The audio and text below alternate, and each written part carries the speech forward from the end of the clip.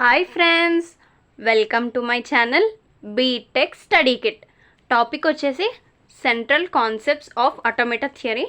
ఈ topic related to flat formal language and automata theory and ATCD automata theory and compiler design. So రెండిటికి ఉంది topic. So let's go to the topic. So ఈ central concepts of automata థియరీలో different ఉంటాయి అన్నమాట concepts. So first one వచ్చేసి alphabet.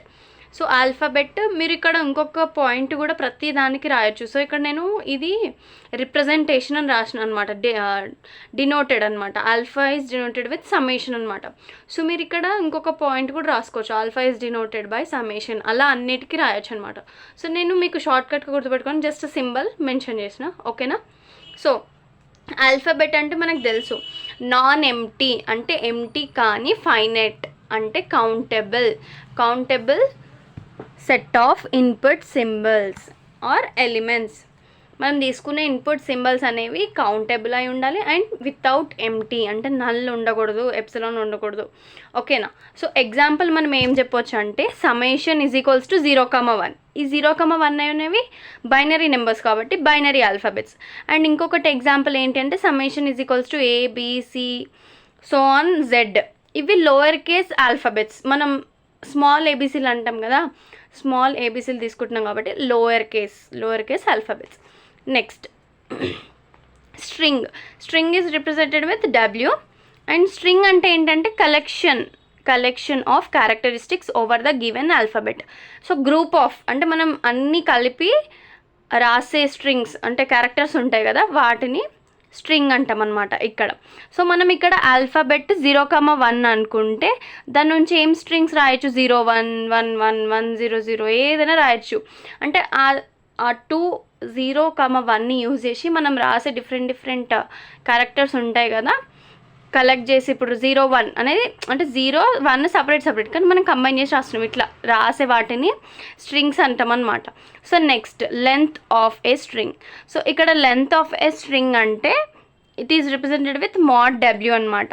So length అంటేనే అర్థమైపోతుంది string యొక్క టోటల్ నెంబర్ ఆఫ్ క్యారెక్టర్స్. అంటే మనం తీసుకునే స్ట్రింగ్ ఉంటుంది కదా, ఇప్పుడు స్ట్రింగ్స్లో ఓన్లీ ఒకటే స్ట్రింగ్ ఉండదు, 2, 3, 4 ఉంటాయి కదా. సో ఆ count total number of characters in a given string is called length. So ఇక్కడ ఎగ్జాంపుల్ ఏంటంటే Wలో 0, 1, 0, 1, 1, 0, 1, 0 ఇవన్నీ నేను స్ట్రింగ్స్గా తీసుకున్నా, కలెక్షన్ ఆఫ్ క్యారెక్టర్స్ కదా స్ట్రింగ్.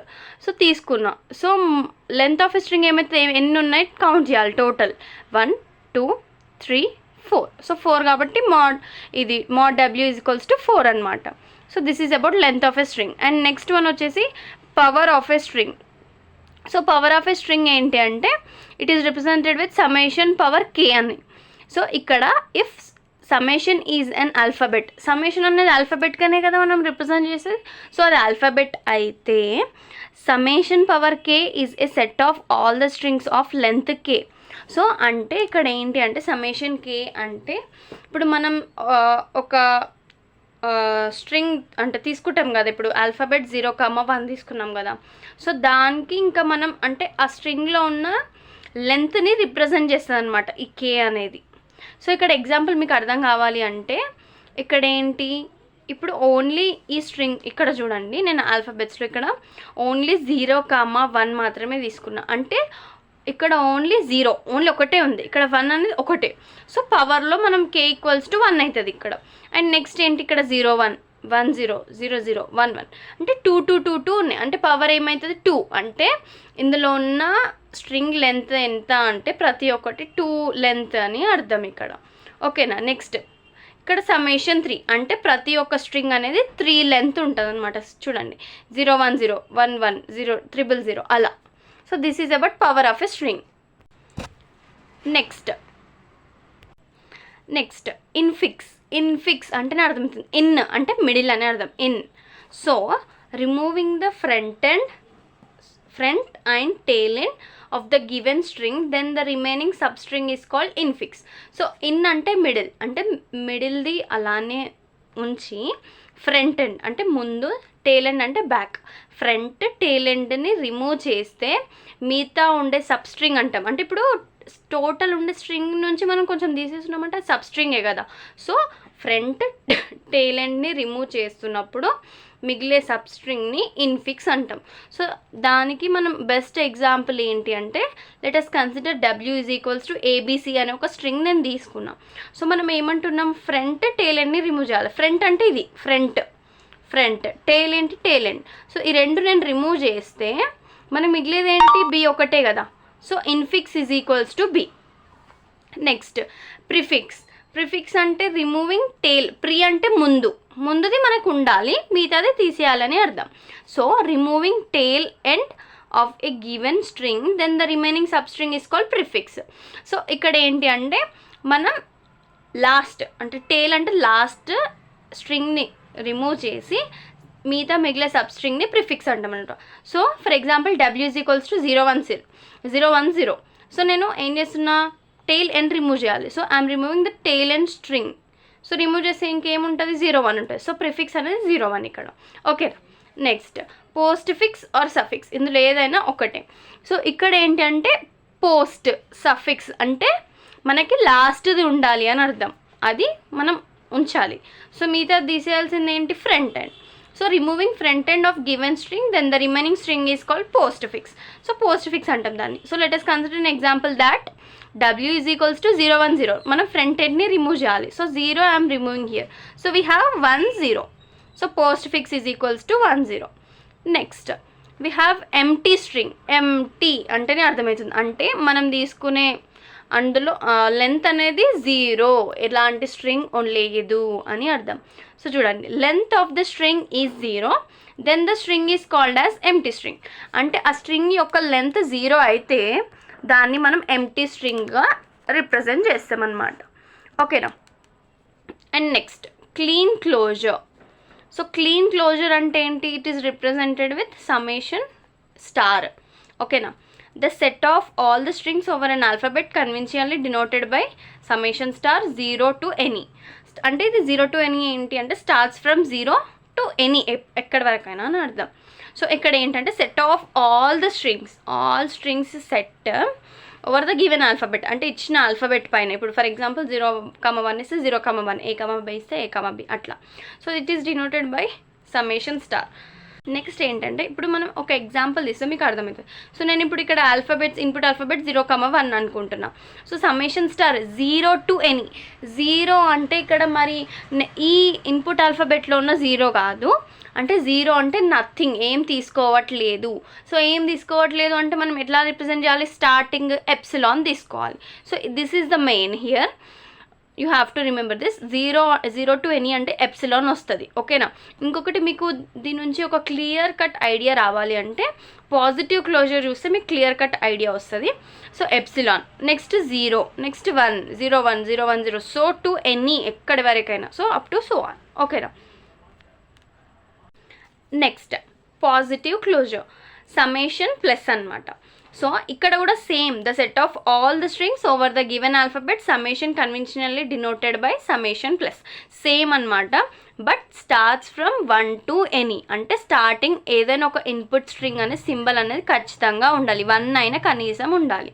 సో 1 అయినా ఉండాలంటే కనీసం 0 అయినా ఉండాలి, లేదా 1 అయినా ఉండాలన్నమాట.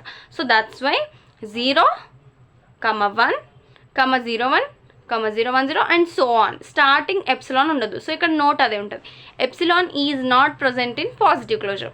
పాజిటివ్ క్లోజర్లో ఎప్సిలాన్ ఉండదు, క్లీన్ క్లోజర్లో ఎప్సిలాన్ ఉంటుంది. Next language is represented with L, capital L. So ఇక్కడ ఏంటి అంటే same, set of all the strings over a given alphabet is called as a string. So ఇది కూడా సేమ్ పాజిటివ్ క్లీన్ క్లోజర్లా ఉంది కదా. సో సేమ్గానే ఉంటుంది. సో కానీ L ఈజ్ సబ్సెట్ ఆఫ్ ఏంటి, ఇది క్లీన్ క్లోజర్కి సబ్సెట్ అనమాట. అలా L is subset of Kleene closure అనమాట. కొంచెం సిమిలర్గా సేమ్ ఉంటుంది, but it's the subset, not overall. Okay. Next లాంగ్వేజ్లో ఉండే operations. So let us know about the operations of that language.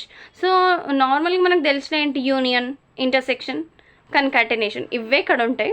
చూడండి, యూనియన్ అంటే మనకు తెలియాలి, అంటే కంబైన్ చేస్తున్నాం, we know that right. So here also same, combining 2 languages into 1 language. ఇచ్చిన 2 languagesని కంబైన్ చేయడం.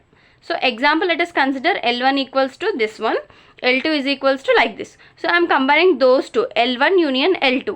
సో మనకి ఏమైతే కంబైన్ చేస్తున్నాయి ఈ రెండు కలిపి రాయాలి 0 1 0 1 సో ఆన్, ఇందులో ఉన్నాయి అన్నీ and A, B and so on అలా అనమాట. ఇది కూడా రాయాలి ఇక్కడ ABA అని, ఓకేనా, and so on. So next ఇక్కడ మనం L1 యూనియన్ L2 చేసిన equals to L2 union L1 చేసిన, రెండు ఈక్వల్ అనమాట, ఓకేనా. So that's why L1 union L2 equals to L2 union L1, ఓకేనా. నెక్స్ట్ ఇంటర్సెక్షన్ ఏంటి అంటే దానికి అపోజిట్ ఇంకా కామన్ ఉన్న స్ట్రింగ్స్నే మనం ఇక్కడ రాయాలి కదా. So intersection common strings from 2 languages, ఆ 2 లాంగ్వేజెస్లో ఉన్న కామన్ స్ట్రింగ్స్ని మాత్రమే మనం రిప్రజెంట్ చేస్తాం. సో L1 L2 నేను 2 స్ట్రింగ్స్ తీసుకున్నా, L1 ఇది L2 ఇది. సో మనకి ఇక్కడ నేను ఇక్కడ రాయలేదు, L1 ఇంటర్సెక్షన్ L2 ఏముంది, ఇందులో కామన్ ఏముంది, 0 ఉందా, రెండిట్లలో లేదు, 1 లేదు, 0 1 0 0 1 0 is there, right. So common element is 0 1 0, only ఇది ఒకటే ఉంది కాబట్టి ఇది ఒకటే వస్తుంది మనకి.